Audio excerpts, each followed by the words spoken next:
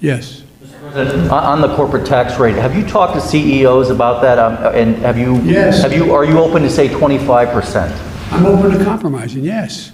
It doesn't have to be exactly what I say, but to suggest that, which some of the folks are suggesting, and I'm going to meet with Republicans next week when they come back, and seriously meet with them. I'm willing to compromise, but I'm not willing to not pay for what we're talking about. I'm not willing to deficit spend. They already have us $2 trillion in the hole. So, and by the way, you saw, the last 5 leaders of the Fed coming out and saying what they say. They said Biden's plan is going to grow the economy. You have Moody's talking about increasing up to, I don't know what the most recent one is, 16 million new jobs. It's about growth, not stunting growth. Like I said, not too long ago, I guess it was back in the 2000 range, thereabouts. Don't hold me to the exact year. I'll have my staff come back with the exact date.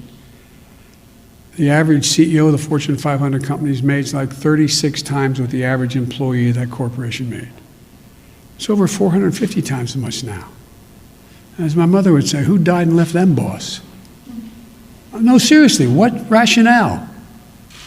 Tell me what benefit flows from that.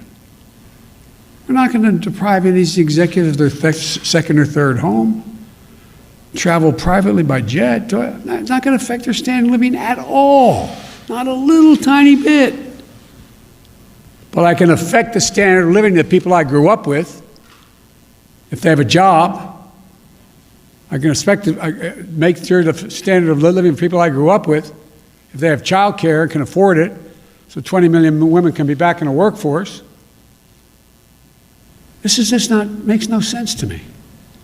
But I'm going to have to be able to explain this, and I'm going to keep banging at it. I think I'm not being solicitous, and I'm not trying to ruin your reputation. I think most of you understand what I'm saying. Whether you agree with me or not, I think you understand what I'm saying. And it's fair to say this is about making the average multimillionaire pay just a fair share. It's not going to affect their standard of living a little bit. Thank you all very much. The interest